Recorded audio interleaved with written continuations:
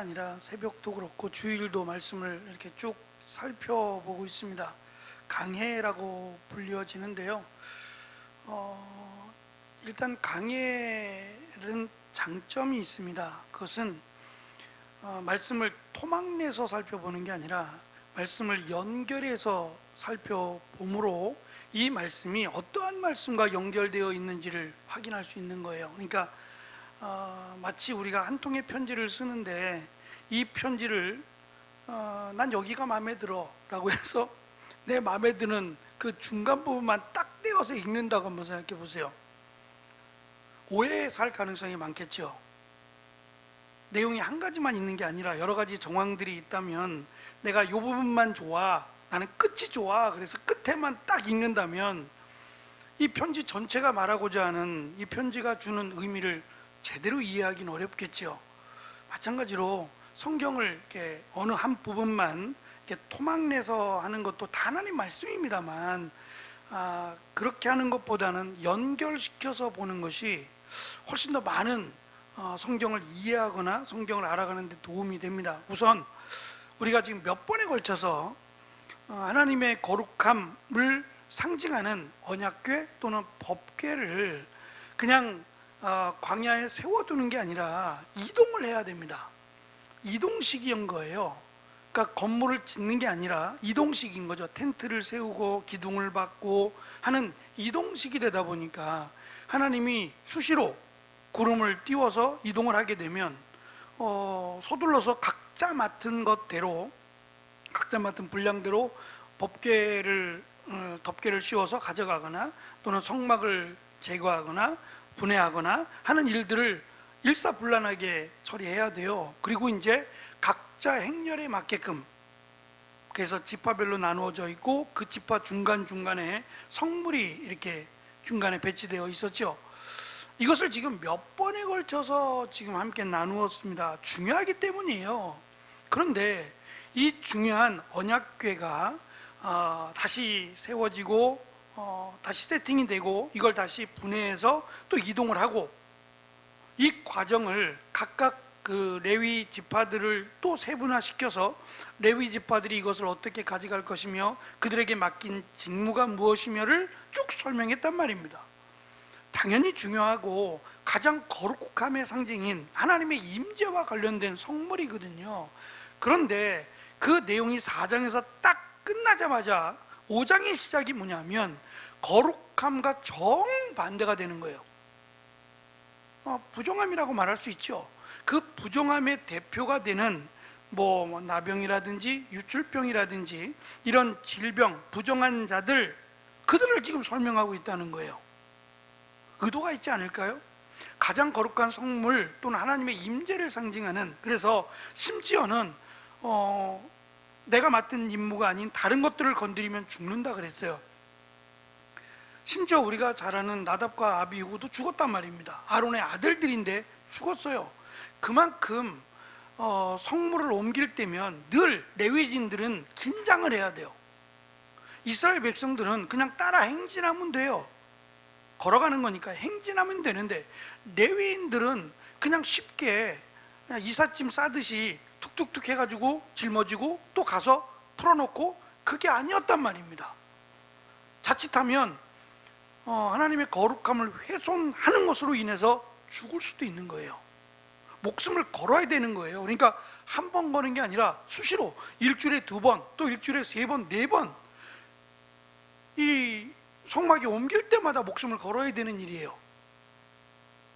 그러니 얼마나 긴장되고 얼마나 여기에 지금 집중해서 이 사역을 감당해야 되느냐 말이죠. 그런데 그것과 전혀 반대되는 부정한 사람들, 그리고 심지어 두 번째 5절부터 등장하는 의도적으로 끊었어요. 1절에도 여호와께서 모세에게 일러 가라사대, 5절도 여호와께서 또 모세에게 일러 가라사대. 그러니까 다 하나님 말씀이라는 걸 지금 증명하듯이 하는 거예요. 그러니까 앞에 있는 1절부터 4절의 말씀은 이 부정하다 여겨지는 자들, 그들이 이 진영에 들어오지 못하도록 하라는 거예요. 제가 이 부정함의 기준, 제가 한번 말씀을 드렸지만 이 나병이라고 설명되는, 성경에는 나병이라고 기록되어 있지만 사실 우리가 알고 있는 한센병과는 거리가 멀어요. 그건 아닐 거랍니다. 왜냐하면 이 나병이라고 하는 것이 이게 전염성이 전혀 없는 건 아니에요. 함께 그들과 살아가고 뭐 그들의 피고름 있는 옷을 빨고 이랬을 때에 나병이 옮을 수도 있다고 하니까 그냥 뭐 한두 번 만나서 뭐 그렇게 해서 옮는 건 아니지만, 또 뭐 그들과 함께 살면서 옮지 않는다 이렇게도 말할 수 없는, 하지만 지금은 완치가 됐어요. 이제 나병이란 말은 우리 그 사전에 아마 없어질 거예요. 과거의 질병으로 이렇게 아마 포함될 거라고, 완전히 완치가 됩니다. 이때 당시에 나병이라고 설명되는 이 질병은 피부와 관련된, 이게 겉으로 드러나는 질병일 거예요, 분명히. 그리고 이 피부로 말미암아 어느 정도의 전염성을 갖고 있는지는 알 수 없어요. 하지만 한 가지 더 우리가 생각해야 될 것은 부정함이라고 설명되는 거예요. 부정함이라고 설명되는 그것이 단순한 피부가 약해서 피부 트러블로 인해서 생기는 질병이 아니라 부정이 소개하고 있는 죄와 관련된 거란 말이에요. 그러면 죄와 관련된, 제가 그 레위기서를 하면서 유출병 이야기도 했습니다. 피가 밖으로 흐르는 건데 여인병일 가능성이 많은 거예요. 그런데 심지어 레위기서, 제가 책에도 오늘 페이퍼에도 달아드렸는데요, 어디 보시냐면 2페이지를 보시면 2페이지 세 번째 단락이에요. 한 가지 주목해야 할 것은 진 밖으로 격리되어야 하는 사람들 중에 임산부 그리고 월경하는 여자들은 포함되지 않았어요. 이건 유출병으로 포함시키지 않는 거예요. 그리고 또 한 가지, 부정하잖아요. 하나님은 거룩하신데 부정하잖아요. 그러면 지금 레위인들은 하나님의 거룩함을 훼손했다는 것이 안 하는 게 아니라 내가 맡은 일을 하지 않고 내가 맡지 않은 다른 사람의 일을 했을 때도 죽었어요. 그러니까 하나님의 말씀을 거역한 것을 하나님은 부정으로 보셨고, 하나님의 말씀에 불순종한 것에 대해서 강하게 심판하셨어요. 특히 레위인들에게는. 그랬다면 지금 어쨌든 죄와 관련된 질병일 가능성이 높다 그랬잖아요. 유출병이나 또 나병이나 또는 죽음을 만져서, 죽은 자를 만져서 부정하게 된 자들, 그것이 의도적으로 했든지 실수로 했든지 간에 말입니다. 그러면 하나님은 거룩하시니까 부정한 자들, 자 일단 이들을 격리시킨다 그랬어요. 그러니까 진에 들어오지 못하도록 진 밖에 있어야 돼요. 자 그럼 한번 생각해 보세요. 이들이 몇 명인지는 알 수 없지만 진 밖에 있어요. 이스라엘 진영 밖에 있단 말입니다. 어느 정도 떨어져야 되는지는 설명이 없지만 떨어져야 돼요. 가까이 올 수 없어요. 그러면 이들은, 이스라엘 백성들이 이 행진할 때 하나님이 또 이렇게 움직이실 때 행진한단 말입니다. 행진할 때 따라올까요? 안 따라올까요? 따라올 것 같아요? 따라와요. 왜냐하면 조건이 따라붙어요. 그들이 깨끗함을 받을 때까지예요. 깨끗함을 받을 때까지만 격리되는 거예요. 그러니까 깨끗함을 받으면 들어온다는 얘기잖아요. 그러니까 그들은 깨끗함 받기를 바라고 따라올 거란 말이에요. 또 한 가지, 광야예요. 광야에서 이제 가장 중요한 것은 물이고 그 다음에 먹을 거예요.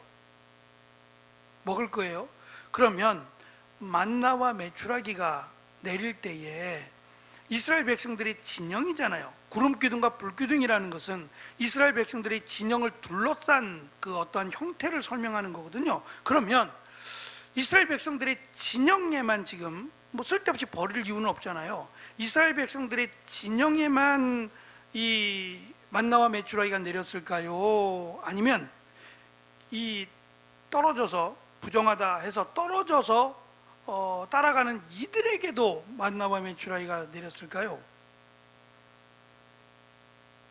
권사님 너무 확실하게 얘기하시는데요. 성경에 없거든요. 성경이 없어요. 그래서 제가 지금 조심스럽게 물어보는 거예요. 그렇죠. 먹을 게 없으니까 죽죠. 그러니까 저도 하나님이 그들에게도, 왜냐하면 회개할 기회를 주시는 거잖아요. 지금 치료받을 수 있는 기회를 주시고자 그들을 죽여버린 게 아니잖아요. 원래 부정이라는 것은 하나님 말씀에 거역한 거고 대적함으로 생긴 질병이란 말이에요. 이게 죄와 관련된 질병일 가능성이 높단 말이에요.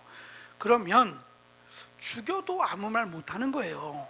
부정이라고 하는 그 자체가 설명하듯이. 근데 하나님은, 아니 레위인들은 조금만 잘못하고 내가 할게, 그럼 죽어버렸는데, 이들은 레위인이 아니지만 분명히 부정함을 지금 몸으로 드러낸단 말이에요. 몸으로. 그러면 그냥 이 사람은 부정한 사람이에요. 대놓고 부정한 사람인데 하나님은 그들을 멸하지 않아요. 그게 은혜죠. 그러니까 의도적으로 지금 거룩함의 상징인 언약궤에 대해서 쭉 설명을 하다가 갑자기 5장에서 부정한 자들에 대한 이야기가 나와요. 이것은 외적으로 부정한 거예요. 겉으로 드러난 부정함이에요. 물론 죄를 통해서 들어왔다고는 하지만 외적으로 드러난 부정한 자들이에요. 5절부터는 이 마음으로, 외적이 아니라 내적으로 부정한 자들에 대한 내용이 나와요. 그럼 이들도 죽어야 되는데 이들도 죽지 않아요. 만약에 이들이 죽어야 된다면 우리 또한 죽어도 할 말이 없는 거예요. 그러면 하나님께서는 지금 이 말씀을 왜 하고 계시냐는 거예요. 거룩함에 대해서 막 우리가 함부로 막 말할 수 없을 만큼의 거룩함이에요. 하나님의 가장 중요한 하나님의 임재와 관련된 지금 언약궤 또는 지성소 이런 이야기들을 좀 쭉 해왔단 말이에요. 그러다 갑자기 지금 부정함에 대해서 이야기를 확 바꾸는 것은, 이것 또한 부정한 자들 또한 외적으로나 내적으로 부정한 자들 또한 하나님은 끌어안고 가신다는 거예요. 자, 이것을 어떻게 보냐면 사실은 예수님께 나온 병자들이요, 이 병자들은 부정한 자라고 여겨왔어요. 이스라엘 백성들의 생각에는 질병이라는 것 때문에, 질병은 죄로부터 왔다고 생각했으니까 이 질병을 갖고 있는 자들은 일단 부정하다고 여겼어요.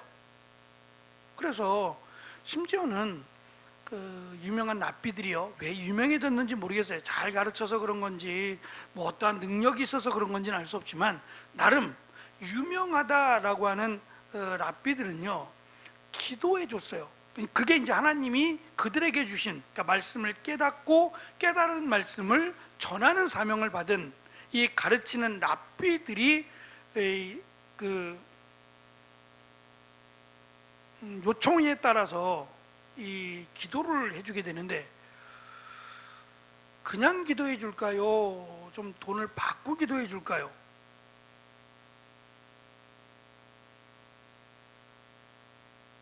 권사님 생각을 말씀하지 말고 그때는 그랬을 것이다.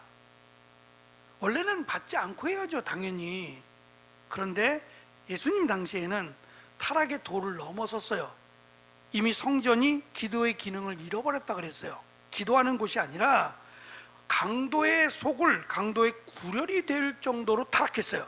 그러니까 타락이 극도로 임했던 때에 그래도 거룩함을 유지해야 되는 제사장이나 또 랍비들, 가르치는 자들, 하나님 말씀을 가르치고 전하는 자들까지도 다 타락해버렸어요. 그 돈을 받았으니까 돈 없는 사람은 기도도 받을 수 없어요. 그러니까 기도받고 돈 버는 건데, 이 기도를 할 때에 생각해 보세요. 돈을 내가 많이 줬어요. 내가 부정하긴 하지만 부모를 잘 만나서 부모가 부자예요. 그런데 이게 어찌된 일인지 나는 병이 들었어요. 그래서 랍비로부터 그래도 하나님께 받을 수는 없으니까 하나님의 은혜를 받고 있는 이들이라고 생각하고 이들에게 기도를 요청해요. 그래서 부모가 내 아들을 좀 좀 세게 기도해 달라고 하면서 보통보다 더 많이 후하게 이렇게 줬단 말이에요. 그러면 아무리 후하게 준들 이 랍비가 그 병자인 그 부모의 아들에게 손을 댈 수 있겠어요? 그 병자의 몸에 손을 댈 수 있겠냐고요? 못 대는 거예요. 왜냐하면 손을 대는 그 순간 그에게 붙어있는 부정함이나 죄가 넘어온다고 생각했어요. 그래서 제가 뭐 가보지는 않았지만 이스라엘에 성지순례 가신 분들이 그 물건을 사다 보면 이스라엘 동전을 다 갖고 다닐 수가 없어요. 왜냐하면 이스라엘 동전이 거기서만 쓰는 거지, 또 옮기면 무용지물이니까 남으면 그냥 갖는 거지, 그걸 다 일일이 뭐 환전하고 그렇게 안 돼요. 대부분 달러를 가지고 가거든요. 그러다 보면은 뭐 10달러나 좀 작은 것들은 10달러 정도를 쓰겠죠. 주면 분명히 남는단 말이에요. 그러면 이 잔돈을 우리 같으면 여기 있습니다 라고 고마운 마음에 팔아줬으니까 고맙습니다 라고 해서 이렇게 공손하게 줘야 되는데, 그들은 그게 아니라 이 동전들을 휙 하고 던져준단 말이에요. 휙 하고 던져주니까 굉장히 기분도 나쁘고, 이 사람들 참 무례하다 이렇게 느낄 수밖에 없는 거예요. 근데 그것이, 그들이 우리를 무시하는 건 맞아요. 무시하는 건 맞지만 그들이 우리 이렇게 손에다가 이렇게 놔주지 않는 것은, 이게 이제 어다르고 아다른데, 그들이 볼 때 우리는 부정하죠. 기분 나빠도 어쩔 수 없어요. 이스라엘 백성들이 볼 때 우리는 부정한 사람들이 이방인이잖아요. 예수님을 믿지 않는 그들은 우리는 부정한 자들이에요. 이방인이라는 그 하나만으로 우리 때문에 벌어먹고 사는데 말이죠. 기분 나빠요. 그래도 그들이 볼 때 우리는 부정한 자들이에요. 이 부정한 자들과 조금이라도 마찰이 생기면 그들은 부정하다고 생각하니까 던지는 거예요. 그 제가 속으로, 돈이 안 닿냐? 장사할 때 장갑을 끼고 장사하고 그랬어야죠. 그럼 제일 더러운 게 돈인데, 사실 동전 아니에요? 누구에게 갔는지 알지 못하잖아요. 근데 그들은 그렇게 생각해요. 이렇게 쭉 하고 던져주는 게 마치 이렇게 닿을까봐. 그런데 예수님은 나병 환자의 몸을 대셨고요, 눈먼 자의 눈을 만지셨고요, 병자들의 몸을 터치하셨다고 성경은 기록을 해요. 그러면 사람들이 깜짝 놀라는 거예요. 주변에 있는 사람들이 놀랄 수밖에 없는 것은, 예수님이 저 병자의 몸에 손을 대는 순간 이 병자의 죄 또는 이 병자의 병이 예수님께 옮겨간다고 생각하는 거예요. 그게 이제 보편적인 생각인데, 그게 사실은 우리가 이 죄를 결정하고, 지금 하나님이 결정하실 거예요. 이 사람을 정결하게 하고 하는 것들은 하나님이 하시는 일이잖아요. 그러니까 부정한 것들이 하나님을 만나게 돼서 하나님이 부정한 것들을 터치한다고 하나님이 부정해져요? 오히려 터치를 당한 이 사람이 정결해지죠. 똑같은 거예요. 예수님이 만지자 그는 정결해지는 거예요. 예수님은 부정해질 수가 없는 거예요. 하나님이니까. 그래서 의도적으로 예수님이 병자들의 몸에 손을 대시는 거예요. 병이나 죄가 예수님께로 가는 게 아니라 오히려 예수님의 은혜와 예수님의 능력이 그들에게 들어가서 그들이 치유를 받는다라는 걸 보여주시기 위해서 의도적으로 예수님이 병자들에게 손을 대셨어요. 그것처럼 지금 이들을 제가 1페이지 맨 밑에 그렇게 써놨어요. 부정하다 여겨지면 보통은 죽일 거란 말이에요. 상식적으로는 죽일 거라고요. 그런데 하나님은 이들을 죽이라고 명령하지 않으세요. 오히려 격리시키라고 하시면서 깨닫기를 원하시는 거예요. 진짜 그들이 죄를 지어서 지금 이러한 질병이 임할 수도 있어요.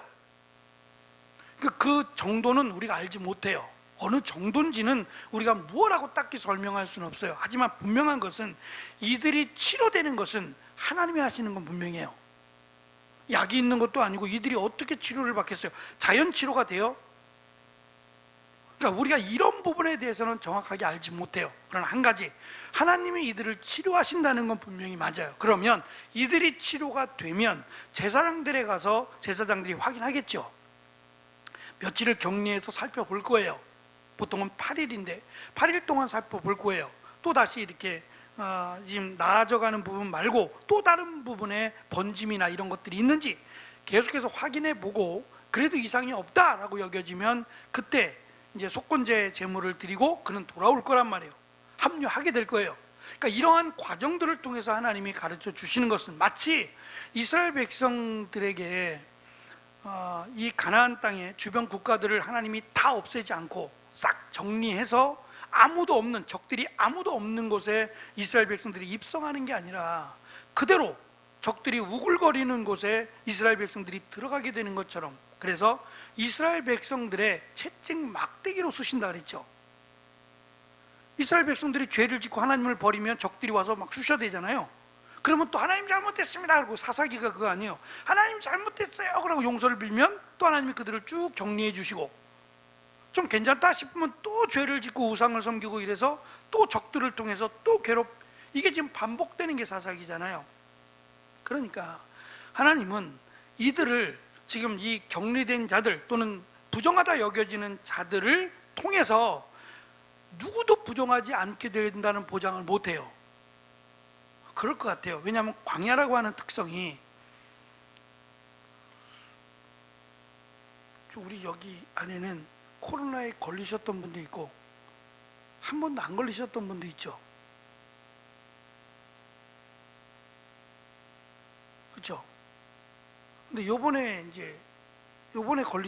처음으로 걸리신 분이 있어요. 코로나가 끝난 게 아니에요. 이제 또 10월 달에 또 온다는 얘기가 있던데, 그때 걸릴 수도 있어요. 그때 걸릴 수도 있어요. 그러니까 누구도 장담할 수 없는 거예요. 저기 인천에 사시는 목사님 마트 갔다 걸렸대요. 그게 어떻게 가능하죠? 마트 갔다 걸렸는지, 새벽 예배 때 목사님이 마스크를 벗고 설교를 하시잖아요. 근데 한 분이 마스크를 벗고 예배를 드렸대요. 근데 그분 때문에 걸렸는지는 또 모르겠지만 누구도 장담할 수 없어요. 이게 보여야 어떻게 피해 다니거나 하죠.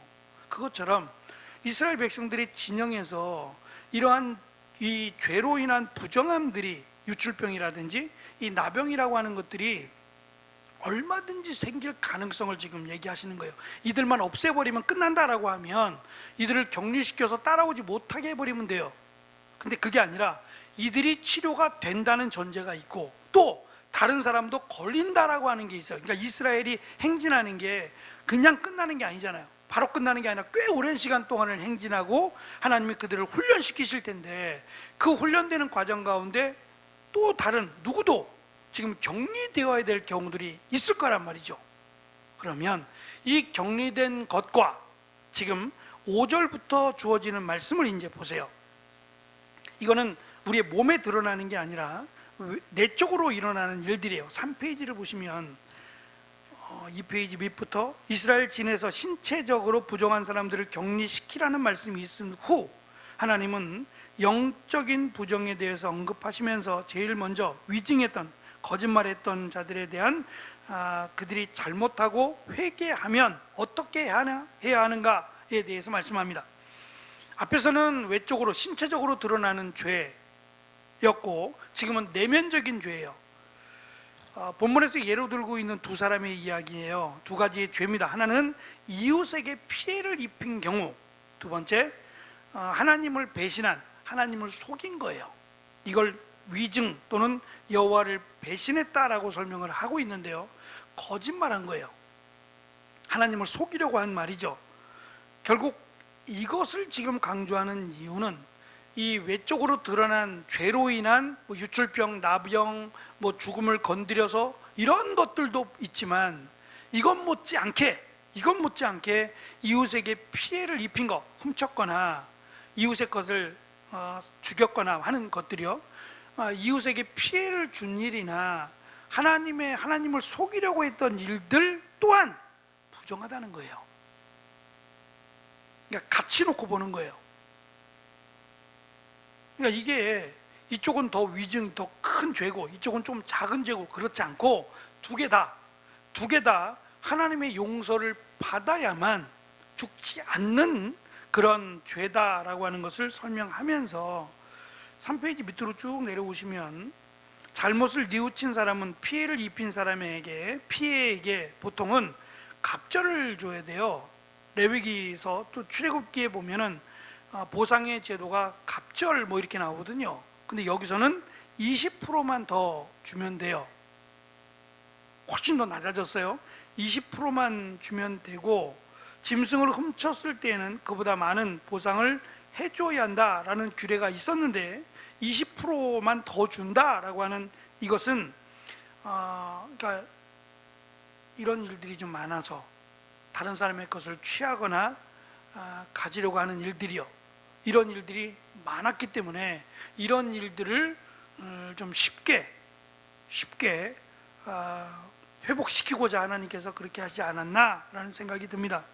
참고로 누가복음 19장에 보면 세리장 삭개오에 대한 이야기가 나오죠. 그 삭개오가 예수님을 만났을 때 내가 다른 사람의 것을 토색한 일이 있거든, 지금 여기 말씀대로 가면 20%를 더 주거나 2배라 그러면 넉넉하게 주는 건데 4배를 갚겠대요.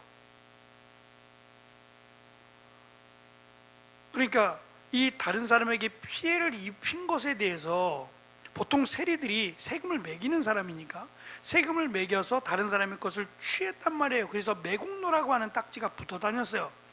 우리 백성의 피를 빨아먹는 사람들이라고 하는 오명이 붙었어요. 그래서 삭개오가 예수님을 만나러 갈 때도 사람들이 서로 밀치고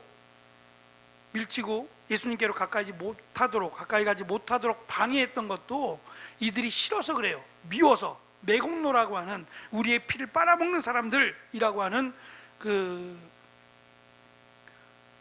그런 판단 때문에 그래요. 그런데 삭개오가 예수님을 만났다 그랬죠. 예수님 말씀을 듣고 예수님을 만난 뒤에 내가 한 잘못, 그러니까 다른 사람의 것을 빼앗아서 불의하게 빼앗은 것, 불의하게 취한 것들이 얼마나 잘못된 건지를 안 거예요. 그래서 4배라고 하는 말도 안 되는, 그럼 거지가 될 수도 있어요. 진짜 삭개오는 4배라고 하는 것을 갚아주겠다고 예수님을 믿었고 예수님의 말씀을 듣고 나니 자기가 행한 일이 얼마나 큰 죄인 줄을 깨닫게 됐다는 의미예요. 그 다음에 이제 특별한 가르침이 2가지가 더 나옵니다. 하나는 예를 들어서 피해를 입혔어요. 근데 그 피해자가 죽었어요. 내가 죽였다는 말이 아니라 피해를 입힌 그 사람이, 피해를 당한 그 사람이 얼마 못 가서 갚지 않았는데 죽어버렸어요. 근데 그에게는 친족도 아무도 없어요. 이럴 때는 누구에게 갚아야 되느냐는 거죠. 보통은 고대 근동 지방에서는 국가에게 이게 귀속됐어요. 아마 우리도 그럴걸요. 친족도 없고 아무도 없을 때는 국가에게로 귀속되는 걸로 알고 있어요. 가까운 친족부터 우선이 되겠지만, 근데 하나님은 그럴 경우 피해자가 죽어서 그에게 갚을 것이 없을 때에는 누구에게 갚냐 하면 하나님에게 갚는 거로 말씀하세요. 근데 하나님한테 어떻게 갚느냐? 제사장에게 주라는 거예요. 하나님에게 갚는다라고 하는 말을 제사장에게 주라고 말씀하고 있고, 2번째, 어쩌면 이것이 더 중요한데 7절을 보시면 갚기 전에, 갚는 것은 8절이고 갚기 전에 그 지은 죄를 자복하고가 먼저예요. 갚는 것도 중요하지만 갚는 것보다 더 중요한 것이 지금 7절에 있는 것이 먼저 선행되어야 돼요. 자백하는 거예요. 내가 잘못했다 라고 고백하는 것이 먼저입니다. 그리고 하나님께서 그것을 하게 하신 이유는 자백하고 갚아주고의 문제가 아니라 이게 하나님에게도 범죄한 거기 때문에 결국 이것을 회개함으로, 자신의 죄를 뉘우치고 회개함으로 그가 지은 죄, 그러니까 내면적으로 지은 죄가 해당되는 거예요. 내면적으로 지은 죄가 치유가 되는 거예요. 그러니까 격리되었던, 죄를 지었건 어떻게 됐든지 우리가 구체적으로 알 수는 없지만 그가 유출병으로 또는 나병으로 시체를 만짐으로 격리될 수밖에 없는 사람인 경우, 시체를 만진 경우는 날짜만 지나면 회복이 되니까 이제 이런 경우에도 하나님이 이들을 치료하심으로 회복되어서 돌아온다. 그리고 지금 이들, 하나님을 속이고 다른 사람의 것을 피해를 입힌 것에 대해서도 하나님이 이들을 회개하고 하나님이 그들을 용서해야만 들어온다는 거예요. 그러니까 이게 간단하지 않은 것이, 행진을 안 하면 지금 이들은 젖과 꿀이 흐르는 땅으로 가는 거예요. 행진을 안 하면 그냥 전혀 하나님과 무관한 사람이 돼버리고 젖과 꿀이 흐르는 땅에 못 들어가요. 절박하죠. 이 행진 진열에 들어와야 하나님이 약속한 그 땅에 들어간다고 생각할 수밖에 없어요. 그러니 이들이 지금 이 말씀 외적으로 또는 내면으로 죄를 짓지 않으려고 할 수밖에 없고, 그것이 곧 하나님의 백성으로서의 훈련이라는 거예요. 그리고 혹시나 여전히 죄가 남아 있어서 이러한 죄를 지음으로 외적으로 또는 내적으로 격리될 수밖에 없는 이들에게도 하나님은 회개함으로 죄를 자백하고 그 죄에 대한 대가를 지불함으로 하나님이 그들을 용서해서 다시 들어오게 하신다라는 거예요. 그러니까 그것도 하나님이 결정하세요. 제사장들이 결정하는 게 아니라 그것조차도 하나님이 오케이 하셔야 된다는 거예요. 그러니까 사실은 우리가 어떤 것을 평가할 때, 특별히 저 사람이 구원을 받느냐 구원을 받지 못하느냐, 성경을 기준으로 해서 평가할 수는 있어요. 그러나 그것이 절대적이 되지 못하는 것은 그것 자체는 하나님이 결정하실 거거든요. 우리가 보여지는 것은 외적으로 그 사람에 대한 것이 전부잖아요. 그러니까 하나님이 그가 죽기 전에 하나님이 그를 용서하셔서 부끄럽지만 그가 하나님의 나라에 들어갈 수도 있는 거잖아요. 그러니까 다른 사람을 평가하기보다는 나를 돌아보는 게 먼저라고요. 저 사람보다는 내가 혹시 하나님의 이 거룩한 진영에서 벗어난 것은 아닌지 돌아보고, 내가 외적으로 또는 내적으로 하나님 앞에서 또는 하나님이 원하시는 대로 거룩한 삶을 살아가고 있느냐를 내가 나를 보는 거예요. 그래서 혹시라도 걸림돌이 되거든 지금 하나님께서는 그들을 회개하고 치유가 되어서 다시 이 거룩한 진영에 들어오도록 하나님이 그렇게 하시는 거예요. 그러니까 사실은 우리가 좋은 훈련을 받는 것 같아요. 전혀 기대하지 않았던 코로나라고 하는 이 훈련을 통해서 처음에는 어떻게 생각했어요? 코로나에 걸리면 나쁜 사람인 거예요. 저 사람 때문에 학교를 못 가고 저 사람 때문에 직장을 못 가고, 그게 제일 힘들었잖아요. 사실은 코로나 때문에 내가 격리된다는 게 힘든 게 아니라 다른 사람이 나를 어떻게 볼까가 힘들었잖아요. 처음에 정말 우스꽝스러웠어요. 코로나 걸리면 죄인이었어요. 학교에서도 얘 때문에 코로나가 옮았다느니 뭐 이런 소문이 얼마나 많이 났었어요. 근데 지금은 그렇게 얘기하는 사람 없죠. 그러니까 그만큼 성숙해진 거예요. 이제 코로나에 대해서 받아들이는 것이 그만큼 성숙해졌다는 거예요. 조금 더 코로나에 걸리신 분들이 얼마나 힘들었을까, 이렇게 그들을 위로하는 쪽으로 가면 조금 더 성숙해지리라고 생각을 해요. 원해서, 물론 잘못해서 걸리는 사람도 있어요. 마스크 안 쓰고 다니는 사람도 있거든요. 그러니까 그런 사람들은 할 말이 없지요. 근데 조심한다고 하는데도 코로나에 걸릴 수 있잖아요. 그러니까 그런 경우는 힘들지 않으셨는지, 어렵진 않으셨는지 이렇게 서로 위로하고 서로 이렇게 관심을 갖고 돌보아주는, 오히려 하나님은 그런 공동체를 만들어 가시는 게 아닌가라는 생각이에요. 가장 거룩함 그리고 가장 부정함을 바짝 연결해서 4장과 5장에서 연결해서 같이 가는 것은, 하나님은 이러한 자들, 부정하다 여길 수밖에 없는 자들을 만들어 가신다. 광야를 통해서 하나님이 그들을 정말 거룩한 사람이기 때문이 아니라 오히려 그들을 하나님의 백성답게 만들어 가신다라는 것을 이 민수기 5장을 통해서 우리에게 가르쳐 주시는 것 같습니다.